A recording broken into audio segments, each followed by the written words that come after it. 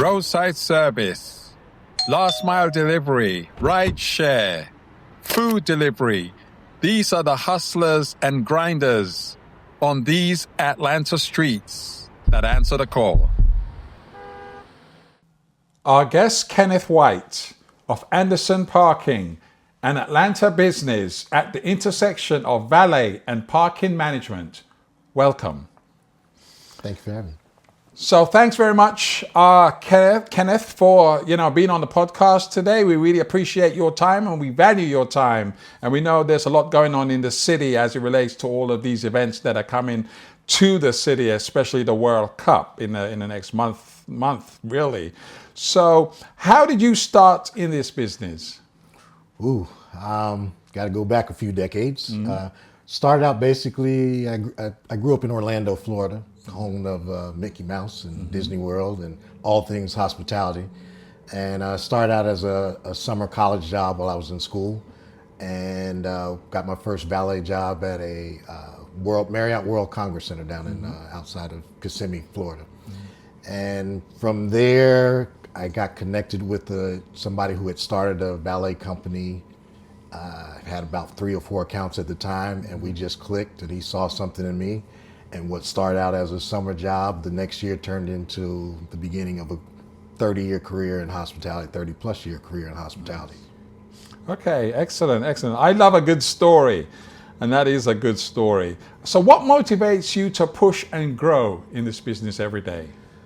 Well, it's we've been in business now 10 years, and in that time, initially it was me and my partners, and we were the company. We were doing all the work. We wore all the hats, and then over time, as growth, we had a couple of partners that transitioned and some other financial interests. Right. And so it's myself and my partner Ernie Anderson who founded the company, him and his brother.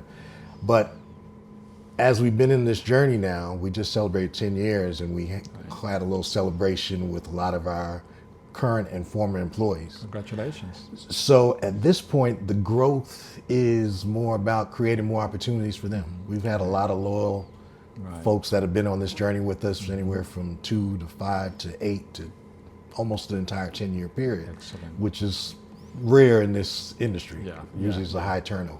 Right, exactly. So, our people are the motivation at this point. Excellent. So how does the growth of Anderson Parking in Atlanta make you feel? A sense of pride, but at this point, we really are more focused on and intentional about how to grow in some other verticals. We primarily have been a valet and in the valet space with major hotels, full-service hotels, and luxury condominiums. But now as we try to branch off into some other parking, you have so many niches. Right. From valet to self-parking to surface lots to garage management, all these different little areas, restaurants and clubs and all of the above. So you're not trying to be everything to everybody, but there's a lot of opportunity with all the growth and the mixed use properties and things of that nature. Okay, excellent. So walk me through Anderson Parking's operation. Just a day in the life of Anderson Parking in 2 minutes. It could be anything from quiet, because now we've managed to have some pretty good account managers across the board. So myself and my business partner, we get to work more on the business than in the business. But at any given moment, because some of our operations are 24 hours, you can get a call about a claim or an issue or a problem or whatever the case may be. We have about 60 employees currently, so there's always something going on with somebody somewhere, and all those things kind of filter their way to us. But more often than not, we spend our days in at our headquarters up in the Queen Building up in Concourse Parkway. And it's just all about business development right now, opportunities, networking. We try to be involved in the community, do some, charitable golf events, and just any number of things to further expose ourselves and create some growth opportunities. Right, and it does help the brand. It kind of helps the brand growth. Sure.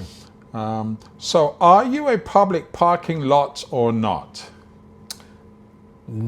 Currently, we are not. Okay. Yeah, most of our as I said, our partnerships with hotels who have self-contained garages. Some of them are located in a place that we do also have some public parking because we have an operation up in Nashville that's right near. They have their version of Centennial Park up there.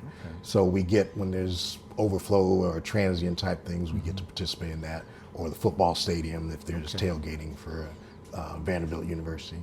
So there are some opportunities where we do cross over onto the public side, but otherwise, as we're currently structured, most of our things are self-contained. Excellent, excellent. So what is your service? So that leads me into the next question. What is your service footprint across Atlanta? How many locations, how many hotels, how many venues are you actually at? Right. So here in Atlanta, we currently have 5 locations. 2 of them hotels, and then 3 of them are luxury condominiums. Most of them in between Buckhead and perimeter area. So nothing, Buckhead would be within the city limits, and then we have some things just outside the city limits and on the outside of perimeter. We do every now and then dabble in some private events to where someone may have a special holiday party or some sort of special event, and that may take us to just a local event space within the venue, within the city limits as well. Okay. So you did mention that you're pretty much a 24/7 operation. So you have staff, you have a presence really rotating day and night. I think that will really address my current question, which is, what does the day in the life of Anderson Parking look like? And it's night and day, really, literally. You can come up anytime in the night, anytime in the day, and somebody from Anderson will pretty much be there to provide valet service. That's correct. So now let's flip it. Because parking isn't always perfect, when hundreds of cars hit one location, problems spike. Walk us through this challenge. It is a challenge. It's one of those things that you normally are not predicting it ahead of time. When it's every now and then you get that staffing where the business is more than the staff that you had on that moment. But at the end of the day, the philosophy I always tell the team is we can only park one car at a time. So you have to, in that moment, even though inside you may be like a duck underwater, you have to slow down a beat and make sure you still follow protocol, greet every guest, acknowledge every guest, and then safety first. Because that's when you're more prone to have some issues that we want to try to avoid. And we do pretty good at that. Excellent.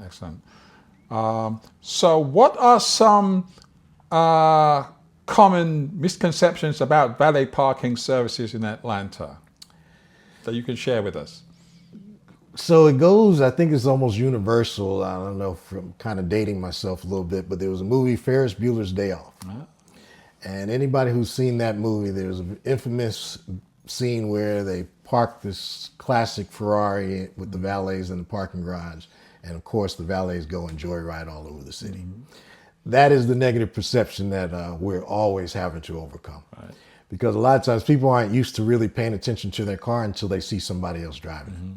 They didn't notice that ding on the side of the car until the valet drove it and like, oh, wait a minute, that wasn't there. Fortunately now with technology, cameras, SOPs on just checking cars in, we really have to emphasize our team to take note of any previous damage or any, things that were there beforehand that may honestly have not been noticed before. I would say 99.9% of the time it is an honest mistake and perception that a customer may have that something was there that was not. Right. So what happens in a chronic parking shortage situation in Atlanta? How is that managed? So, customers come to the hotel, the parking is full, then what? How do you advise them from that point? Right. So each location is a little different. It depends on what are your options around. Now, Okay. one thing I think about most valet managers, you get, or parking folks, you get creative.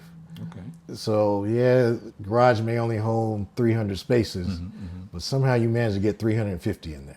Okay. Or there may be a little side plot of grass over there that you figure out that, okay, well, maybe we can utilize that, or just creatively even creating more space on the front drive. But normally, if it's something that we know is coming and predictable, you'll put in some contingency plans beforehand. So it may be partnering with another garage, another lot. Hey, we're going to be referring our overflow parking over to you. Work out some sort of agreement. The more planning the more information you have ahead of time that you can plan ahead, you can usually, if you work with your neighbors in your area. Sure, got it. So how are you planning contingency-wise for the World Cup? Well, for us, so to speak, we're not as directly affected because of where our locations are and the type of business. We're more B2B. We will be prepared for, most of our hotels are obviously going to be extremely busy.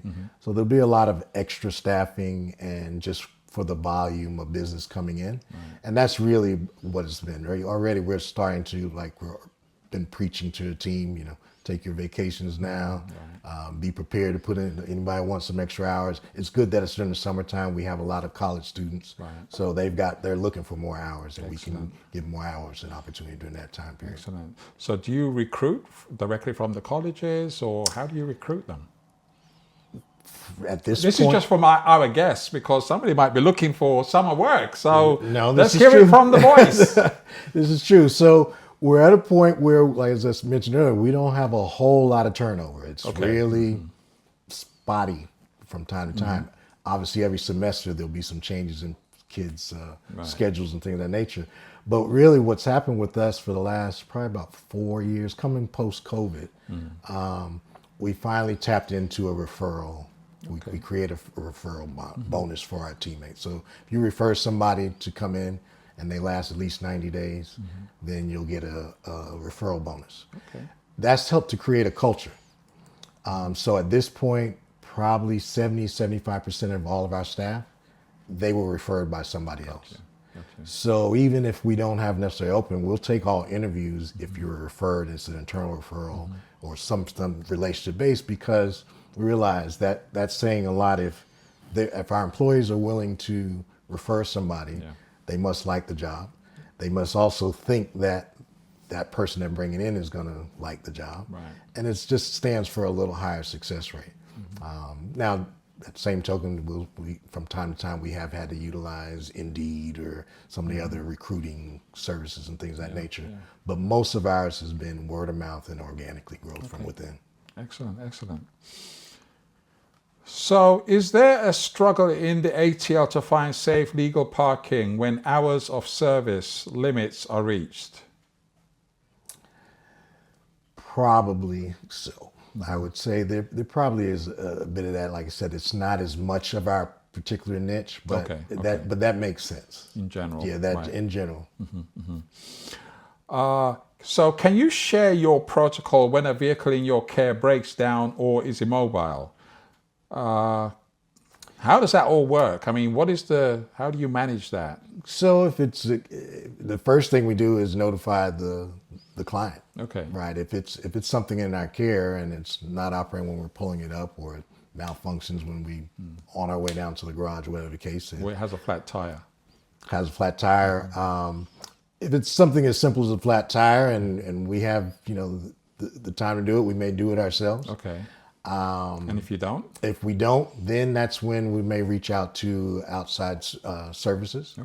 And there's some opportunities. Same thing with the locksmiths, and we have usually each location has a list of preferred vendors third party that we'll reach out to in order to help service our guests. Because the main thing, whether it's something that we did or didn't do or whatever the case may be, we always want to make sure that the client and the customer is taken care of as safely and as expeditiously as possible. Right, right. And, that goes kind of without saying for GIB roadside assistance, because that's the network that we're building to be able to provide, that level of service, that efficiency that our end users are looking for in the service model. So, yeah, I think there's an opportunity for us to really, kind of engage further about how GIB roadside assistance as an on-demand platform can kind of help to support some of these needs as they arise, especially, in the private space for parking. I agree 100%. There's real synergy there in that working together. As I said, you always want to try and find good folks to continue to work with, and there's a definite opportunity there. Right. So, valet parking guarantees a seamless guest experience from drop-off to pickup. Is this fact or fiction? Oh, that's fact. As long as it's Anderson Parking. I can't speak for everybody else, Okay. but with us, that's fact. Now, Okay, excellent. So, again, are you ready for the World Cup, Super Bowl, and other major events coming to the city? absolutely. I've been in the city over 30 years now. So from Olympics to Super Bowls to now World Cup to conventions every other week, I've pretty much seen it all. And we always step up to the occasion. And it's pretty exciting. The interesting thing is you would think there are more issues when there are these big major events, but because you put so much intentional planning into that, the preparation, it just comes and it runs seamlessly. And that's one of the things that makes Atlanta so great is we do big events really well. Right. So I know we had a lot of dialogue post-recording, but I think we can get into a little of that right now. And one of the things I'd like to discuss with you is what does the next 3 to 5 years look like for Anderson Park in terms of growth, expansion, being there for the community that you are doing business in. Tell us about that. Really, with the intentionality that we're really focusing on growth and scaling, I easily could see us doubling and even possibly tripling in the next 3 to 5 years, just in size, from accounts and across the board. And we're really not even, we're trying to grow out more so throughout the Southeast and not even just here in Atlanta. We're ready to kind of spread our wings at least on a more regional basis. Right. So, so all things growth basically over the next 3 to 5 years for sure. Okay. I know you spoke that you kind of do a lot of work with within the community. Walk us through kind of some of the engagement, some of the people that you connect with in the city to kind of bring some awareness about Anderson Parking and how you're helping the community. Right. So we just try to be faithful stewards to the lessons that we've had and to give back to the community. So if it's involved with junior achievement, if it's charitable golf tournaments and events, if it's donating to hurricane relief, anytime that the community or some major events taking place, we always try to make sure we give back. Just feels good. We all want to be empathetic to what's going on in other people's lives, and also knowing that what goes around comes around. Right. So you never want to lose touch with the reality for so many, because things can change in an instant. And so, just a few weeks ago, we were in a really great golf tournament for the Circle of Trust golf tournament, which was focused on prostate cancer. It was a beautiful thing to see so many folks out there, but it was amazing too to see how many people who had recovered from it or early detection, and so the awareness is a big deal. So we always love partnering with folks who we can be a part of, doing something for the greater good. Excellent. So my final question, tell us about your logo. The logo, actually, as I mentioned, my business partner and his brother started the company. And so that's who created the logo. And we've played with it a little bit, make a few changes over time, but it seems to be received very well. It stands out, memorable, and people seem to take note. Excellent, excellent. So, thank you very much, Kenneth, for being on our podcast today. And thank you to our viewers. And how can our viewers reach you if they need to learn more about Anderson Parking? Well, you can go to andersonparking.com, or you can also reach me directly at kenneth@andersonparking.com. And we just follow the links, learn a little bit about us, and reach out if you have any needs. Thank you. It's been a pleasure being here.